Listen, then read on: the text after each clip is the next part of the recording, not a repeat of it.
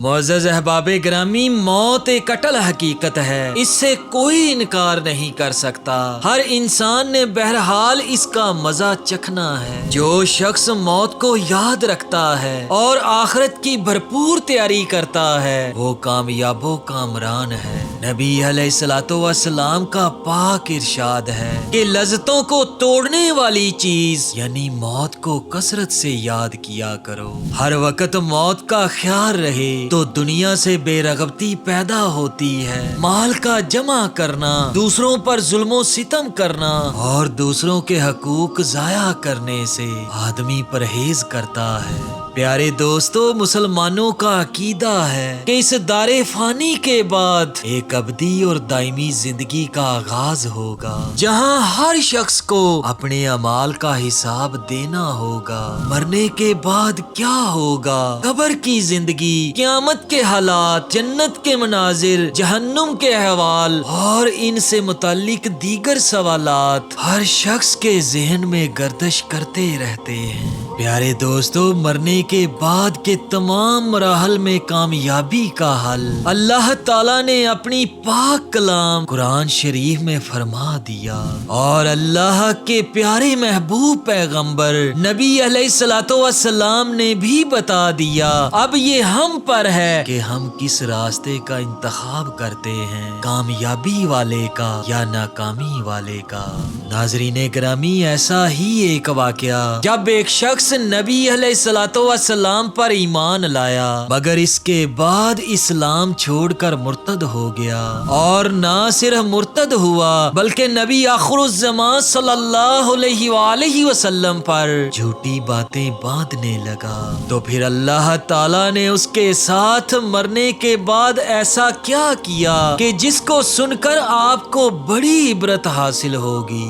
حیرت انگیز اور سبق آموز واقعہ کو مکمل سنیں۔ واقعہ کا باقاعدہ آغاز کرتا ہوں۔ پیارے دوستو، حضرت انس رضی اللہ تعالیٰ عنہ سے روایت ہے کہ ایک عیسائی آدمی مسلمان ہوا۔ اس نے قرآن شریف کی سورہ بقرہ اور سورہ آل عمران پڑھ لی اور نبی علیہ الصلوۃ والسلام کے لیے وحی کی کتابت کرنے لگا۔ اس کے کچھ ہی عرصہ بعد وہ مرتد ہو گیا۔ مرتد ہونے کے بعد اپنی قوم کے پاس گیا اور اپنی قوم سے کہنے لگا کہ محمد صلی اللہ علیہ وآلہ وسلم کو تو کسی بات کا پتہ ہی نہیں، جو کچھ میں لکھ دیتا ہوں بس وہی کہہ دیتے ہیں۔ معاذ اللہ، وہ نبی علیہ الصلوۃ والسلام کی ذات بابرکات کے متعلق جھوٹی باتیں باندھنے لگا۔ کچھ ہی عرصہ کے بعد اللہ تعالیٰ نے جب اسے موت دی تو عیسائیوں نے اسے قبرستان میں دفن کر دیا۔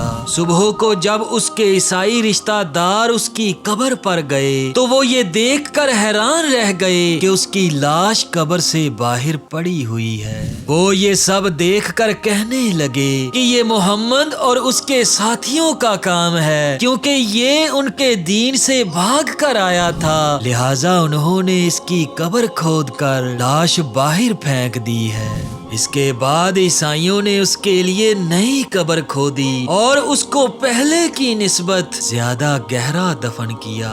اس کے بعد دوسری صبح جب وہ اس کی قبر پر گئے تو انہوں نے پھر دیکھا کہ اس کی لاش قبر سے باہر پڑی ہوئی ہے۔ عیسائیوں نے پھر الزام لگایا کہ یہ محمد اور ان کے صحاب کا کام ہے، کیونکہ یہ ان کے دین سے بھاگ کر آیا تھا، لہٰذا انہوں نے بدلہ لینے کی خاطر اس کی قبر کھود کر اس کی لاش کو باہر پھینک دیا۔ اس کے بعد عیسائیوں نے اس کی اتنی گہری قبر کھودی کہ جتنی وہ کھود سکتے تھے اور اس کو دفن کر دیا۔ جب اس سے اگلے دن وہ دوبارہ اس کی قبر پر گئے تو کیا دیکھتے ہیں کہ اس کی لاش دوبارہ قبر سے باہر پڑی ہوئی ہے۔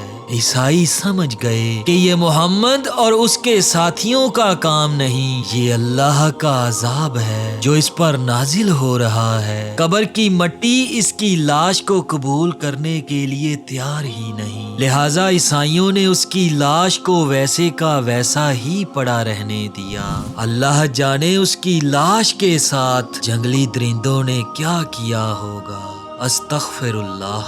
اللہ تعالی ہم سب کو نبی علیہ الصلوۃ والسلام پر زیادہ سے زیادہ درود پاک پڑھنے والا بنا دے، اور ہمیں اللہ کی اور اللہ کے نبی سے سچی محبت کرنے کی توفیق عطا فرمائے۔